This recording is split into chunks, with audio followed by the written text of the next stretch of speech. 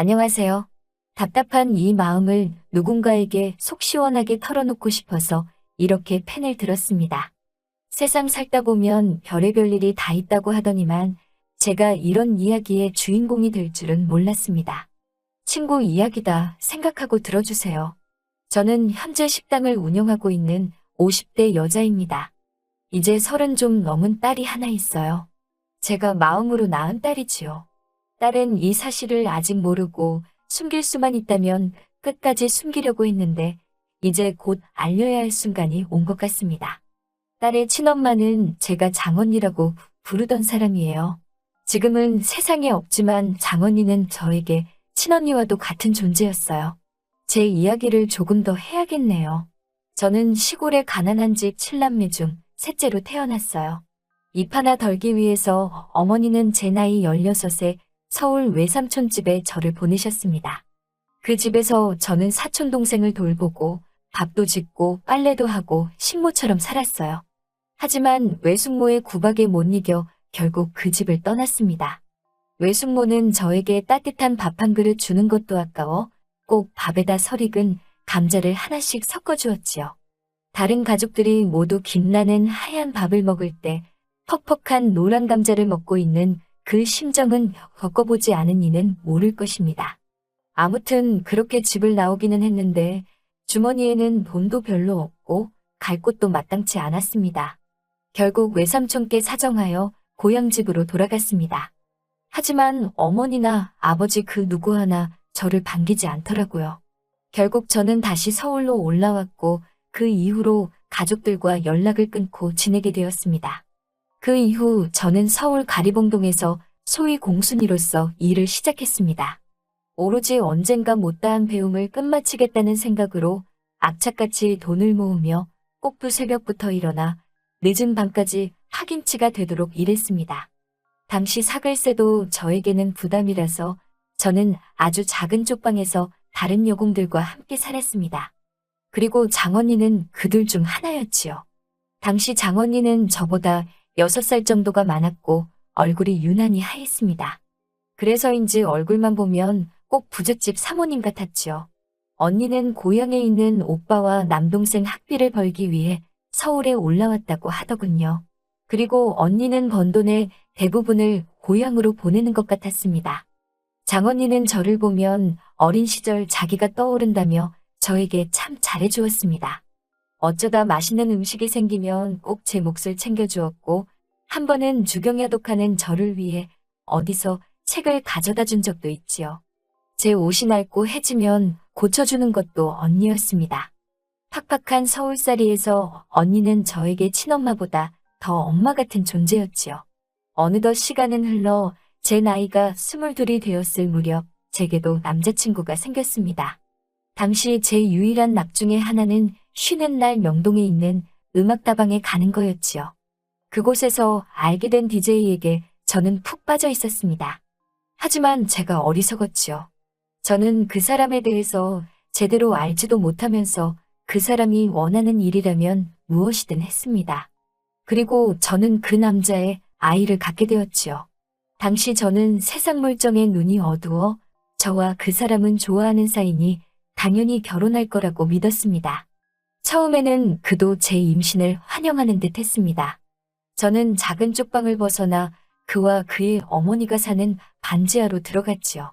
날이 갈수록 배가 점점 불러와 더 이상 잠자리를 할 수 없게 되자 그는 노골적으로 저를 구박하기 시작했어요. 외박도 서슴지 않더라고요. 그의 어머니 또한 저에게 매일같이 폭언을 퍼부으셨어요. 결혼도 안 한 여자가 임신이라면서 툭하면 남의 애를 뵌 거 아니냐고 하셨지요. 남산만한 배를 붙잡고 밥상을 차려내면 걷어차기도 일쑤였습니다. 이듬해 봄 저는 아들을 낳았습니다. 승호라는 이름이었지요. 그와 꼭 닮은 짙은 눈썹에 약간 까무잡잡한 우리 아기는 처음 만난 순간부터 우렁차게 울어대더라고요. 그도 어머님도 정말 기뻐했어요. 하지만 행복은 오래가지 못했습니다. 남편은 어느 순간부터 저에게 폭력을 행사하기 시작했어요. 처음에는 남들 눈에 보이지 않게 팔다리나 몸을 때렸는데 나중에는 얼굴도 서슴지 않더라고요. 한 번은 말 그대로 눈탱이가 밤탱이가 된 적도 있었습니다. 그럼에도 불구하고 제가 꾹 참고 살았던 이유는 아들에게는 정말 잘했거든요. 자기 핏줄에 대한 애착이 강한 사람이었어요. 제가 그렇게 살고 있을 무렵 장언니에게도 애인이 생겼더군요. 전당포를 한다는 그 사람은 인상이 후덕하고 말투가 느긋한 아저씨였어요. 그리고 얼마 지나지 않아 언니 역시 공장을 관둔다고 소식을 전해왔어요. 그러면서 언니가 저희 집 근처로 올 테니 얼굴이나 한번 보자고 하더라고요. 그런데 하필 언니를 만나기 이틀 전 남편이 제 얼굴을 엉망으로 만들어 놓았지요. 부어터진 입술을 하고 언니를 만나자 언니는 눈물을 흘리며 도대체 왜 이렇게 사냐고 울더라고요. 저랑 언니는 빵집에서 서로를 부여잡고 한참을 울었어요.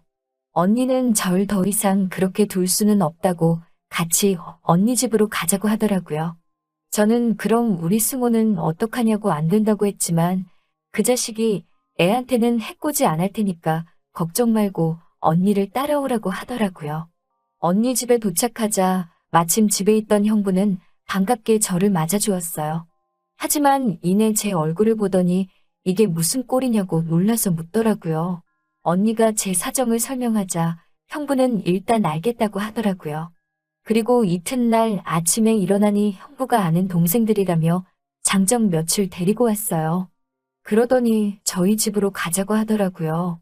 집에 도착하자 아니나 다를까 그 남자가 저를 보자마자 욕지거리를 하더군요. 형부가 말 조심하라며 기선 제압을 하자 바로 조용해졌지만요. 형부는 그에게 한 번만 더 저를 괴롭히면 다리 몽둥이를 부러뜨릴 거라면서 단단히 겁을 주곤 떠났어요. 하지만 그게 오히려 역풍을 불러올 거라곤 생각도 못했습니다. 형부가 떠난 뒤 그와 어머님은 길길이 날뛰더군요. 저에겐 차마 입에도 못 담을 욕을 하시면서 이렇게 버티지 말고 이 집에서 나가라고요. 혼인신고도 안 되어 있는 판국에 뭘 그렇게 미련이 남아서 이러냐며 제 몇 안 되는 옷가지를 가방에 쑤셔 넣어 현관 밖으로 던져버리더라고요. 그럼 승호도 제게 달라고 했지만 우리 아들 핏줄을 네가 왜 데려가냐며 악을 쓰시대요. 결국 저는 그렇게 맨몸으로 쫓겨났어요. 몇 시간을 걷고 또 걸어 언니가 사는 집에 도착했지요. 나중엔 으은이 당시 임신 중이었던 언니는 형부에게 언니가 임신한 동안만 어쨌든 수발 들어줄 사람이 필요하니까 같이 살자고 몇 번이고 부탁했다고 하더라고요.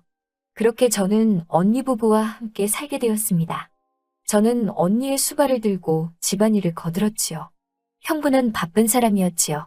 몇 날 밤을 들어오지 않을 때도 있었고 집에 왔다가 금방 다시 나가는 일도 많았네요. 아무튼 그해 겨울 언니는 딸을 낳았어요.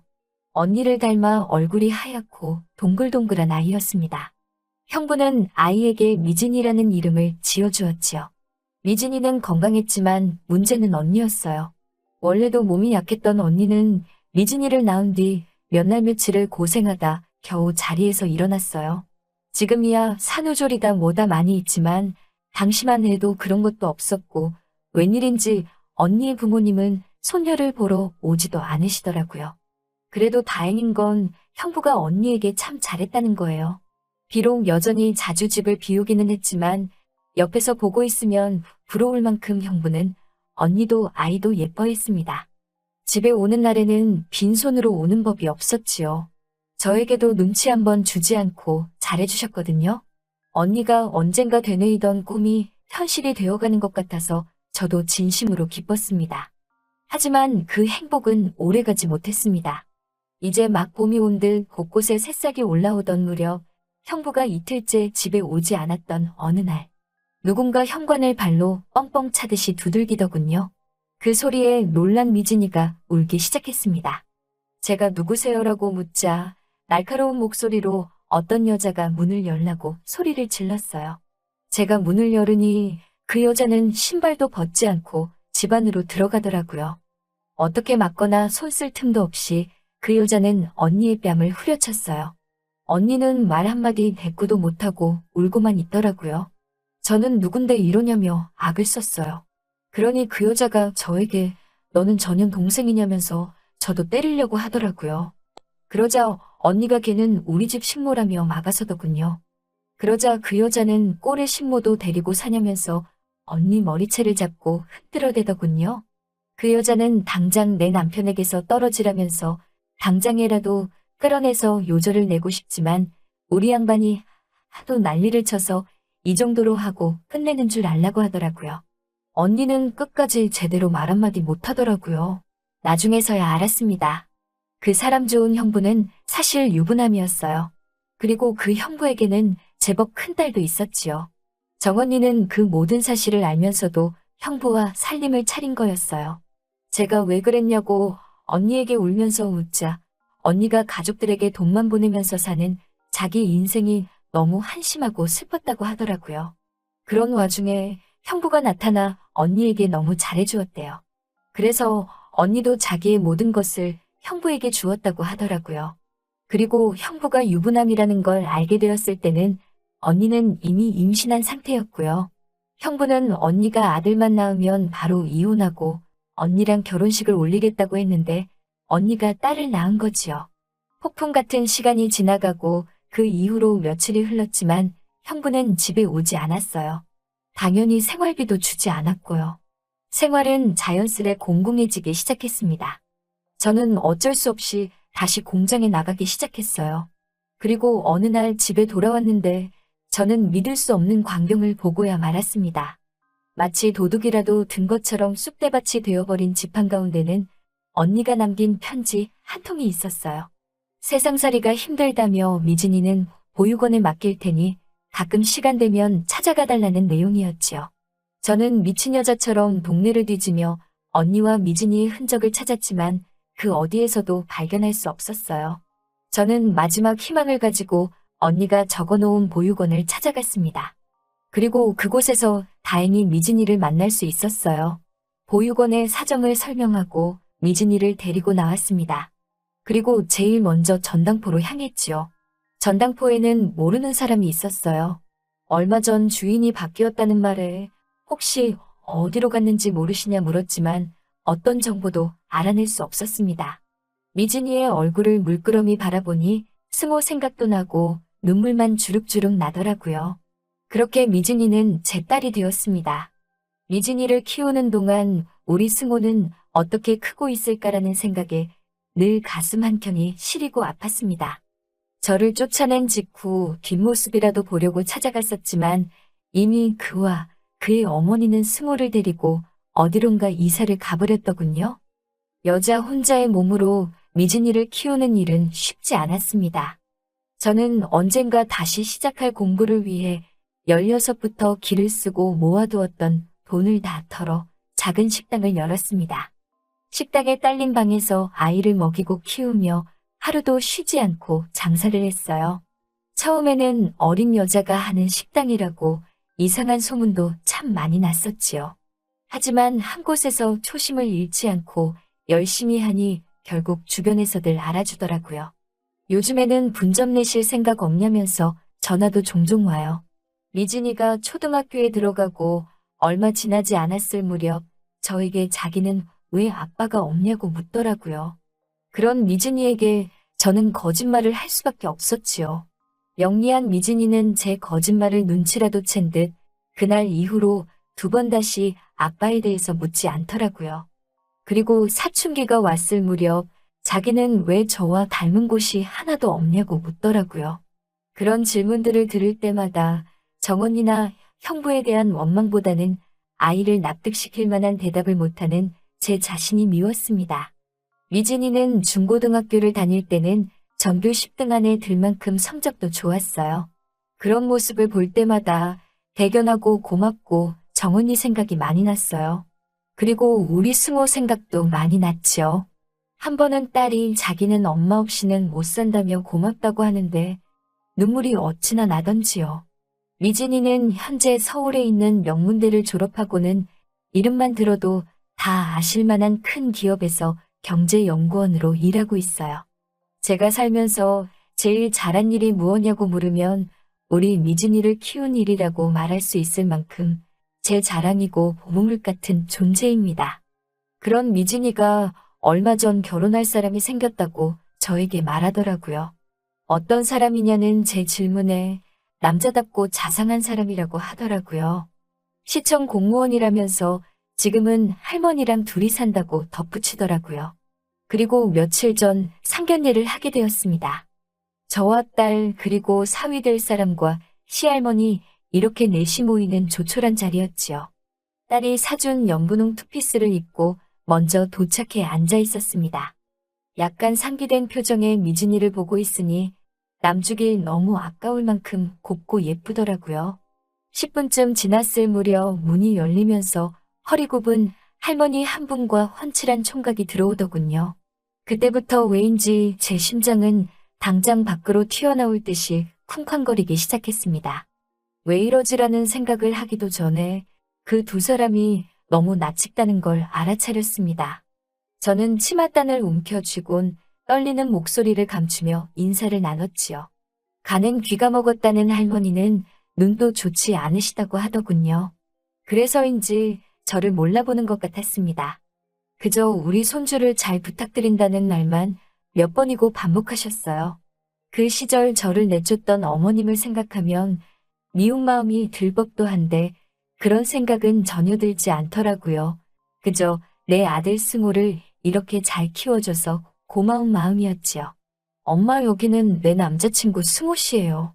라고 소개하는 딸의 목소리에 제 심장은 발끝까지 추락하는 것 같았어요. 안녕하세요 어머님 박승호입니다. 잘 부탁드립니다라고 씩씩하게 소개하는 그를 쳐다보았어요. 코로 들어가는지 입으로 들어가는지 알 수 없는 식사를 하면서 저는 슬쩍슬쩍 그동안 궁금했던 것들을 조금씩 물어봤어요. 부모님은 어쩐 일로라고 묻자 어머니는 집을 나가셨고 아버지는 얼마 전에 지병으로 돌아가셨습니다라고 말하더라고요. 어머니를 원망하냐고 묻자 그런 순간도 있었지만 사정이 있으셨을 거라고 믿는다고 하는군요. 속 깊은 승호의 대답에 저는 큰 위안과 위로를 받은 느낌이었어요. 당장 무릎이라도 꿇고 승호에게 난 널 버린 게 아니라고 말해주고 싶었어요. 터져나오는 눈물을 억누를 수가 없었고 그런 저를 보며 미진이와 승호는 영문을 모르겠다는 표정이었지요. 당연히 저는 미진이와 승호의 결혼을 찬성하고 지지하고 축복해줄 생각이에요. 하지만 제 마음속에서 두 가지 생각이 계속해서 부딪히고 있습니다. 승호 앞에 내가 너의 엄마라는 걸 밝혀야 하는지 말아야 하는지 모르겠어요. 밝히게 된다면 자연히 미진이에게도 친엄마에 대해서 말해주어야겠지요. 그렇지만 이 모든 걸 아이들이 감당할 수 있을까요? 괜히 아이들에게 큰 상처만 주는 건 아닌지 모르겠습니다. 그래서 일단은 아이들에게 아무것도 밝히지 않으려고 해요. 하지만 그럼 승호는 영원히 엄마가 어찌됐건 자기를 버렸다고 생각하겠지요. 미진이 또한 영원히 친모인 정언니에 대해선 알지 못할 테고요. 정언니가 저를 원망하지는 않을까요? 생각이 많아지고 머리가 복잡한 밤입니다. 제가 어떻게 처신하는 것이 아이들의 행복에 도움이 될까요? 긴 사연 들어주셔서 감사합니다.